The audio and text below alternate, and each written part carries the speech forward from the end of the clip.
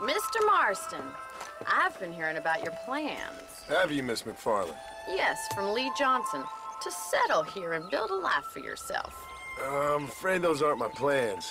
See, I already have a life. Well, I had one, and I'm trying to reclaim it. Or maybe what you could say is I had two, and I'm trying to end one of them so the other can survive. You do so love to talk in riddles, Mr. Marston. Do you do that, I wonder, as a substitute for having anything interesting to say? Probably, Miss McFarland. Oh, call me Bonnie, you fool. Call me Bonnie. Miss McFarland, I'm married. I have a son.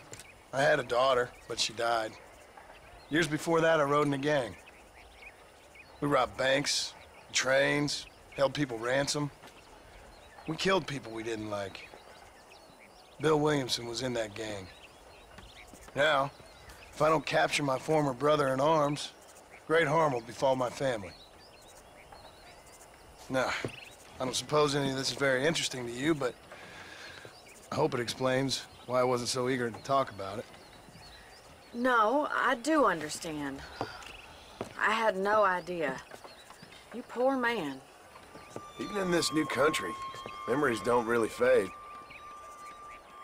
My father was an illiterate Scot born on the boat into New York. He never saw his homeland, but to hear him talk about it, you'd imagine he only ever ate haggis and wore a kilt.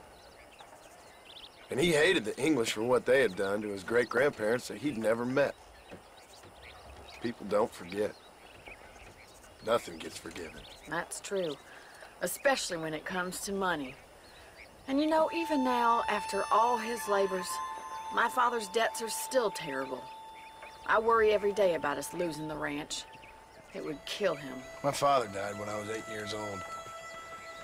His eyes were, well, let's just say he was blinded in a bar fight south of Chicago. My mother died during childbirth.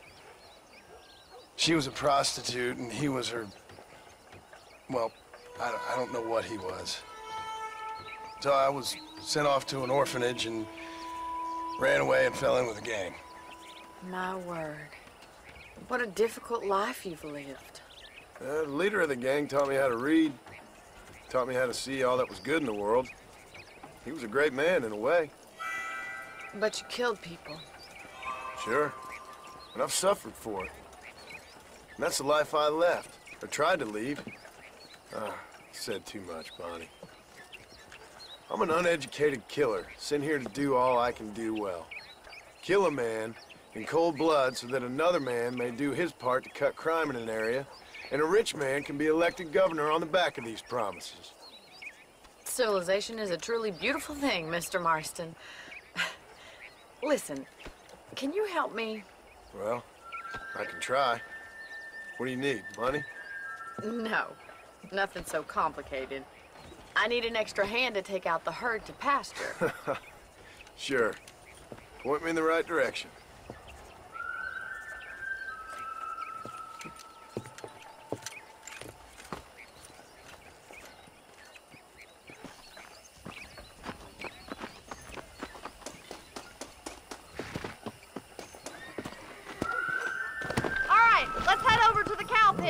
It's about time a budding farmer such as yourself learned how to herd cattle. Let's go! Yeah! Thank you for telling me all that back there. It must have been hard for you. Hope you understand now why I've been playing my cards somewhat close to my chest. I didn't know you had a wife and child. Then again, I don't think I ever asked. They're lucky to have a man like you. I ain't so sure about that, but thank you. Good to see you, Miss McFarland. Whoa there! Hey there! Get behind the herd! That should start them moving in the right direction. Assuming they aren't put off by your smell. Nice job, Mr. Marston. He's got it. That's Come it. on! Drive them down the road, Mr. Marston!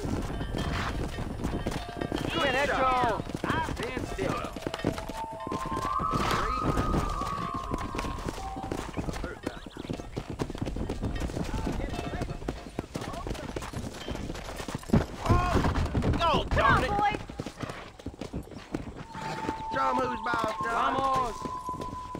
Yeah, there you go.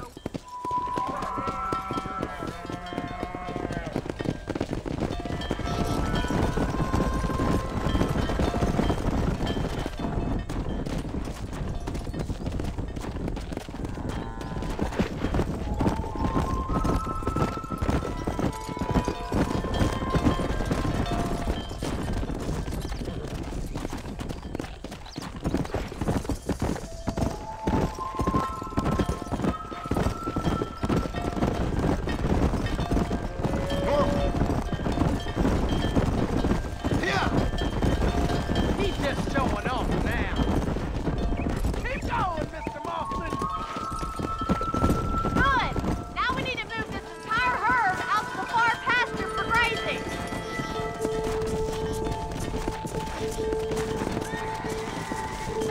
Giddy up! Keep sweeping behind them. That way they'll stay together.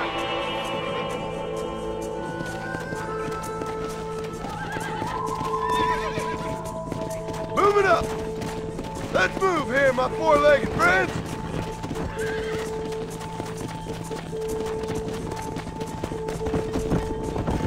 Move it! Let's go! Forward! Yeah!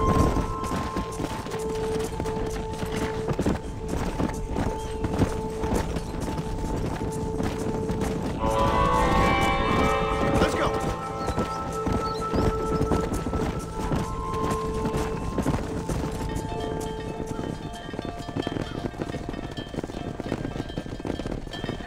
You're not bad with the herd. Ranching might be your true calling, Mr. Marston. Either that or you were a cow in a past life. Thank you, Miss McFarland. I'll see you later. I have work to do back at the ranch.